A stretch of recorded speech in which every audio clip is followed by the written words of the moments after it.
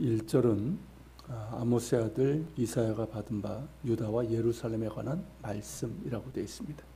그러니까 이사야가 받은 말씀이라고 되어 있는데 이것을 이제 원문에서 직역을 하면 이사야가 본 말씀입니다. 즉 이사야가 하나님의 임재와 보여주심 가운데 보게 된 이상, 비전에 대한 말씀이라는 것입니다. 그 핵심 내용이 2절서부터 5절인데 이 부분은 이사야가 본 비전이면서 이사야서 전체의 비전의 요약이라고 할 수가 있습니다. 그렇다면 이사야가 본 이상, 비전은 무엇일까요? 그 이상의 첫 구절인 2절에서 말일이라는 단어를 사용하고 있습니다. 말일, 마지막 날이라는 뜻인데 이는 종말의 때가 아니라 하나님의 뜻이 이루어지는 때를 말합니다. 지난 주일 사도행전 2장의 베드로의 설교에서 인용된 요엘서에서 나오는 이 말세라는 말이 종말의 때가 아니라 메시아께서 하나님의 모든 일을 이루신 후를 뜻하는 표현이라고 했는데 그와 같습니다. 그렇다면 이사야가 본 비전에 나오는 이 말일은 어느 때를 말하는 것일까요? 메시아이신 예수 그리스도께서 하나님의 모든 뜻을 이루시고 다시 하나님께로 돌아가셔서 하나님 나라의 왕권을 받으신 후를 말하는 겁니다. 우리가 일반적으로 말하는 예수님의 부활 승천 이후부터 예수님께서 다시 오실 그 날까지의 기간이라고 할 수가 있습니다. 그렇다면 이사야가 본 비전은 어느 한 기간에 이루어진 일이 아니라 예수님께서 승천하신 후부터 다시 오실 그날까지 점진적으로 이루어질 일들에 대한 것이고 마침내 어떻게 이루어질 것인지에 대한 비전이라고 할 수 있습니다. 이것을 염두에 두고 이사야의 비전을 보겠습니다. 2절에 나타난 이사야의 비전은 말일에 야훼 하나님의 전의 산이 모든 산 꼭대기에 설 것이요 모든 작은 산 위에 뛰어나리니 만방이 그리로 모여들 것이라고 말하고 있습니다. 문자적으로 보면 야훼 하나님의 전의 산은 성전이 있는 시온산을 말합니다. 하지만 이것을 문자적으로 풀면 문제가 생깁니다. 시온산이 어떻게 모든 산들의 꼭대기에 설 것이며 그 높이가 700여 미터 되는데 어떻게 모든 작은 산 위에 뛰어나 높이 솟을 수 있겠습니까? 이는 문자적인 의미가 아니라 하나님의 궁극적인 승리를 말하는 겁니다. 산들과 작은 산들은 사람들이 자신들의 신들을 숭배하기 위해서 만들어 놓은 신전들, 그런 것들이 있는 곳을 말합니다. 세상의 모든 민족들은 자신들이 만든 우상을 위해서 이 산이나 언덕에 신전과 이 제단들을 만들고 그것이 하나님이라고 믿었습니다. 물론 그것은 가짜이고 사람들이 만든 조각에 불과합니다. 그렇다면 하나님의 궁극적인 승리는 무엇으로 나타났을까요? 예수 그리스도의 부활입니다. 하나님의 궁극적인 승리가 바로 예수 그리스도의 부활인데 예수님께서 우리 죄인들의 죄를 지시고 십자가에 달려 죽으신 후에 다시 살아나신 부활 사건은 하나님이 참된 하나님이심을 드러낸 사건입니다. 복음의 핵심 내용이 무엇입니까? 예수 그리스도의 십자가 부활입니다. 하나님을 대적하여 죄로 죽을 수밖에 없는 우리를 구원하기 위해서 예수께서 십자가에 달리시고 다시 살아나셨다는 것 이것 아닙니까? 그를 죽은 자 가운데서 다시 살리신 하나님만이 참 하나님이시며 죽으시고 다시 사신 예수님이 참 구원자 메시아시며 참 왕이시라는 것입니다. 이것이 복음이고 복음은 하나님의 궁극적인 승리의 선포입니다. 그리고 하나님 나라의 왕권을 받으신 예수님께서 지금도 하나님 보좌 우편에서 다스리시며 장차 다시 오실 때 하나님의 왕 되시는 하나님 나라가 온전히 완성될 것입니다. 2절 마지막과 3절에서는 만방이 그리로 모여들 것이며 많은 백성이 가며 오라 우리가 여호와의 산에 오르며 야곱의 하나님의 전에 이르자 그가 그의 길을 우리에게 가르치실 것이라 우리가 그 길로 행하리라 라고 하게 될 것임을 전망하고 있습니다. 이는 무엇에 대한 비전일까요? 세계 열방과 모든 민족이 하나님을 알고 하나님을 경배하며 그분의 말씀을 들으며 그 길로 행하게 될 것이라는 비전입니다. 세계 모든 민족이 이스라엘의 하나님을 참 하나님, 온 세상의 하나님, 우리의 하나님으로 인정하게 될 것이고 오직 그분을 경배하게 될 것이며 그분의 말씀을 들으며 그 말씀에 따라 살아가게 되는 그날이 오게 될 것이라는 비전입니다. 가슴 벅찬 비전이고 이 비전은 이미 2000년 전에 실현되었고 지금도 이루어져 가고 있다는 것이죠. 예수님께서 제자들에게 명령하신 대로 복음은 예루살렘과 온 유대와 사마리아를 넘어 땅끝까지 전파되고 지금도 전파되고 있습니다. 그래야 이스라엘의 경계를 넘고 로마의 경계도 넘어서 열방으로 복음이 전해져 세상이 구주이시며 왕이신 예수 그리스도를 믿어 영접하고 예수 그리스도 안에서 하나님을 알고 하나님을 예배하게 되었으며 그 말씀을 듣고 그 말씀의 도를 따라 행하게 되었습니다. 아브라함은 땅의 모든 족속에게 복이 되기 위해서 부르심을 받았습니다.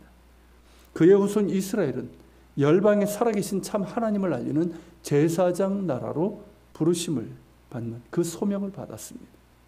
그러나 그들은 성공하지 못했습니다. 반역적인 불순종으로 하나님의 부르심의 뜻을 스스로 망가뜨리고 말았습니다. 하지만 하나님께서 그 부르심의 뜻을 포기하지 않으셨고 친히 그 일을 행하실 것임을 보여주셨습니다. 그것이 마침내 이루어졌습니다. 그것이 바로 메시아에 대한 예언이고 메시아이신 예수님께서 말씀하신 대로 오셔서 말씀대로 하나님의 모든 뜻을 이루셨고 그리하여 예수님의 사람들과 공동체를 통해서 열방의 참 하나님과 유일한 구원자이신 예수 그리스도의 복음을 전하게 하셨습니다. 즉 우리 그리스도인들과 교회를 통해서 열방의 하나님을 알리는 제사장 나라로 삼으셨습니다. 사도 베드로가 우리에게 상기시켜 주듯이 우리는 예수 그리스도 안에서 하나님의 택하심을 받은 족속이요 왕 같은 제사장들이요 거룩한 나라요 그의 소유된 백성입니다. 이는 우리를 구원하신 하나님의 아름다운 덕을 세상에 전하게 하시기 위함입니다. 우리는 제사장 나라입니다. 하나님을 모르는 사람들에게 예수 그리스도의 복음을 전하기 위해서 그들을 하나님께로 인도해야 될 거룩한 사명을 받은 거룩한 백성이고 또 제사장 나라입니다. 이 거룩한 부르심의 뜻을 기억하며 세상에 복음을 전하는 데 힘써야 합니다. 우리가 사는 곳에서 열방 가운데 복음이 전해져 그들이 예수 그리스도 안에서 참 하나님을 알고 예배하고 그 말씀을 듣고 그 말씀의 도를 따라 행하는 이 비전이 우리를 통해 이루어질 수 있기를 소망합니다. 4절에서는 그렇게 하나님의 말씀의 도를 배운 무리들이 자신들의 칼을 쳐서 보습을 만들고 창을 쳐서 낫을 만들 것이며 이 나라와 저 나라가 다시는 칼을 들고 서로 치지 아니하며 다시는 전쟁을 연습하지 않게 될 것이라는 비전을 보여주고 있습니다. 정말 완전한 평화의 시대가 이르게 될 것이라는 것이죠.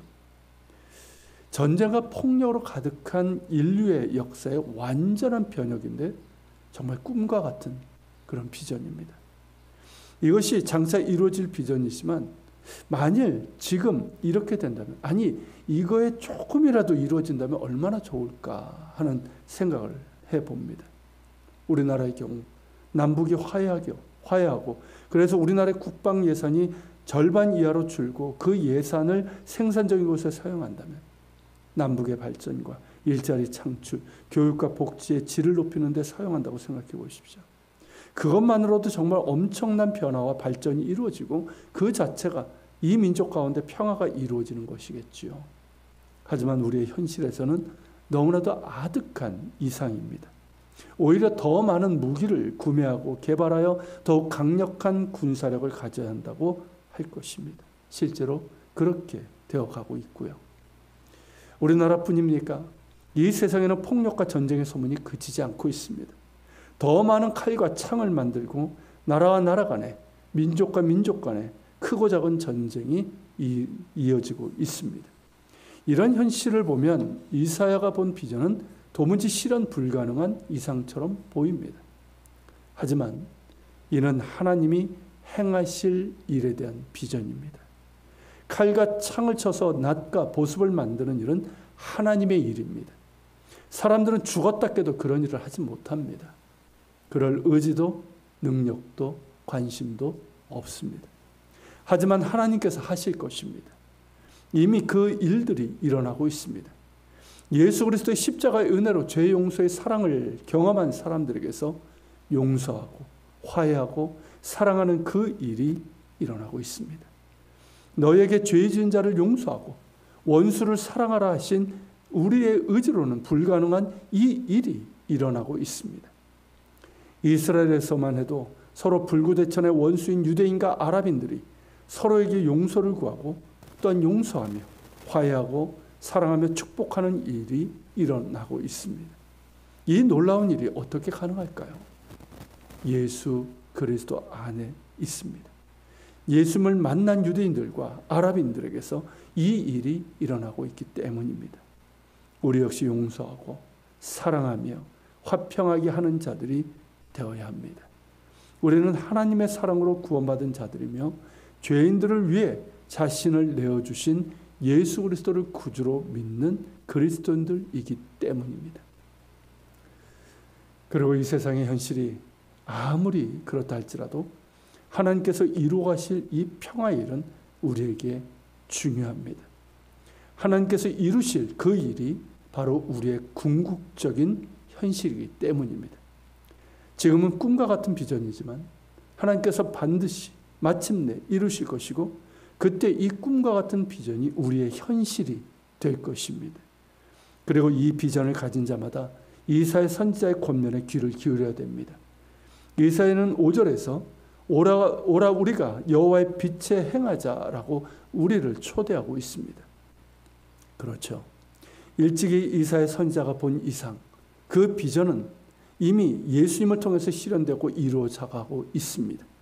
또한 장차 예수님께서 다시 오실 때에 그 비전이 완성될 것입니다.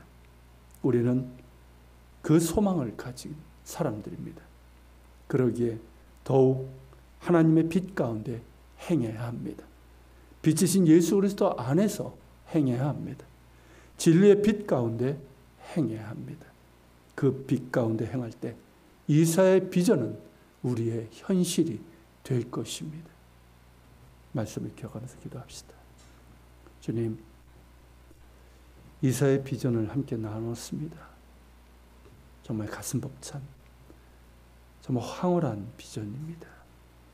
그런데 우리 현실을 보면 도무지 이러한 비전이 가능할까 하는 생각을 하지만 이는 사람들이 이루는 것이 아니라 하나님께서 이루실 일이고 이미 예수님을 통해서 실현되었고 이루어져 가고 있고 마침내 완성될 비전임을 우리가 기억하며 더욱더 이 소망을 가진 자로서 빛 가운데 행하게 하여 주시옵소서. 그리하여 이사야의 비전이 우리의 현실이 되게 하여 주시옵소서. 말씀을 기억하며 같이 기도하며 나아갑시다.